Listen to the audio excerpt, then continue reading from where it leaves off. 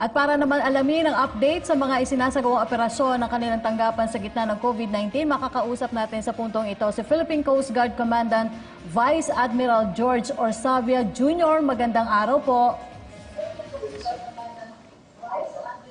Magandang araw, sir.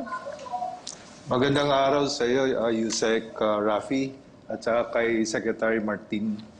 Opo, una po, nagpadala po ng tanong si Rubina Asido po ng Daily Manila Shimbun. Ito po yung tanong niya.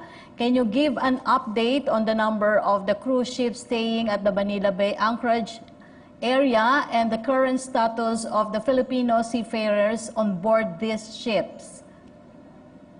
Okay, sa ngayon we have 32 cruise ships, a total of 32 cruise ships. Yung mga seafarers niyan, karamihan na ibaba na. Yung iba, of course, waiting for the result of the yung RT-PCR na kinandak sa kanila.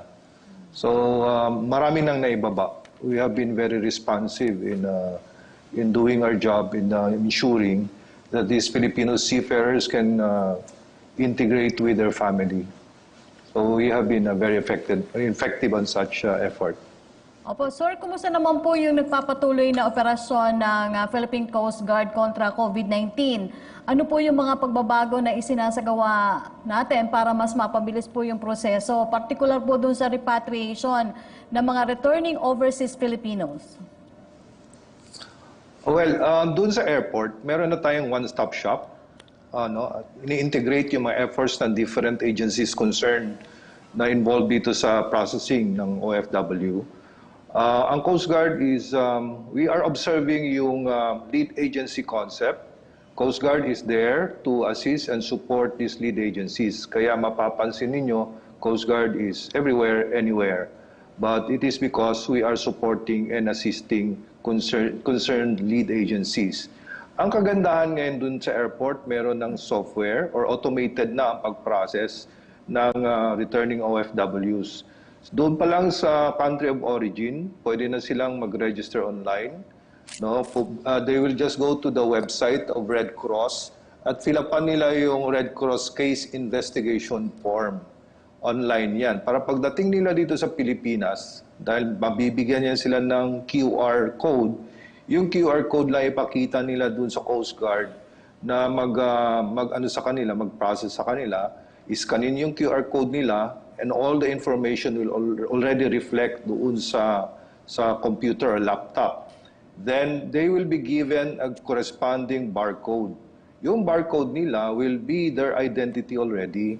So hindi na nila kailangan pa mag-fill up ng mga forms na mano-mano yung ginawa dati. Kaya naiiwasan natin ngayon yung mga errors or mga yung mga hindi mababasa mga pag-fill up ng forms kasi automated na lahat. Through the barcode, ito na yung identity nila throughout, pag-process. At ang kagandahan pa nito, maximum of 5 days na lang yung pag-quarantine sa kanila. Kung before, it will take 20, even 22 days. Ngayon, 5 days na lang. Ang iba nga, in 3 days. Pag negative sila, they can already leave the quarantine facility and be able to join their family. So malaki talaga ang ngayon, ang pagbabago. A lot of improvement, a significant improvement at that. Sa kalagayan, sir, ng libu-libong locally stranded individuals sa Metro Manila, ano ba ang mga hakbangin ng PCG para masigurong ligtas na makakauwi ang mga ito sa kanilang mga probinsya? Sec Martin, sa lupa, we are deploying our buses, kasi ang Coast Guard, we have 6 buses dedicated for such purpose. Kaya tumutulong kami sa pag-transport dito mga LSI by land.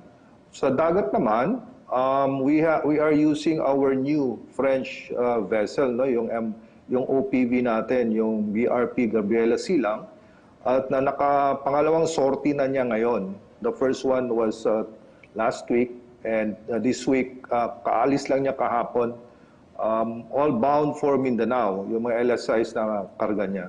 So we are using our new offshore patrol vessel for such purpose. Pagbalik niya, another sortie hanggang maubos natin yung mga LSIs nandito sa Manila, bound for Visayas and Mindanao. Ano-ano naman po ang mga inisyatibo na isinasagawa ng Coast Guard para masiguro ang kaligtasan din ng mga PCG, frontline personnel laban sa COVID-19? Well, talagang number one, kami, we are observing yung biosafety protocol. We have our own biosafety protocol. At of course, ini-strengthen din namin yung mga psychosocial support through debriefing at saka distressing programs. At nagkakandak din kami ng regular RT-PCR testing sa mga frontliners namin to make sure that they're also free from COVID. At saka meron din sa amin tinamaan. There are, as of yesterday, 52 of our personnel ay nag-positive.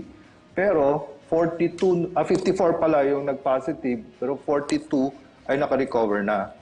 So, konti na lang yung there are 12 still recovering. Ang kagandahan dito, puro sila asymptomatic Asymptomatic sila, Sec.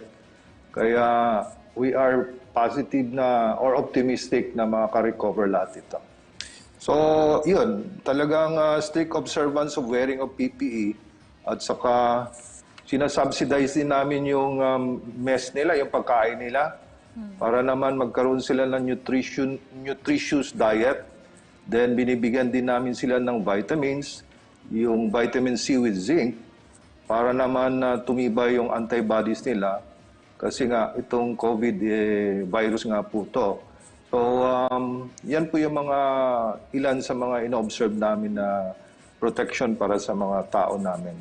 Opo, sir, sa mga lugar po kung saan nakataas ang Modified General Community Quarantine o MGCQ, balik operasyon na po ba yung mga pampasaherong barko? At ano po yung mga regulasyon na ipinatutupad natin para naman po masiguro yung kaligtasan ng publiko sa mga sasakyang pandagat habang nagpapatuloy pa rin po ang banta ng COVID-19? Well, yung sa passenger vessel, ang dyan is they're only allowed to carry 50% of their full capacity. And there are to observe also strictly yung mga preventive measures such as wearing of mask at all times, yung paghugas ng kamay, ng gamit ng alcohol, and social distancing or physical distancing at all times. Yun po at kailangan ipatupad on board sa mga passenger vessels. Okay, maraming salamat po sa inyong panahon, Philippine Coast Guard Commandant Vice Admiral George Orsabia Jr. Stay safe po, sir. Thank you very much po for giving us this opportunity as well.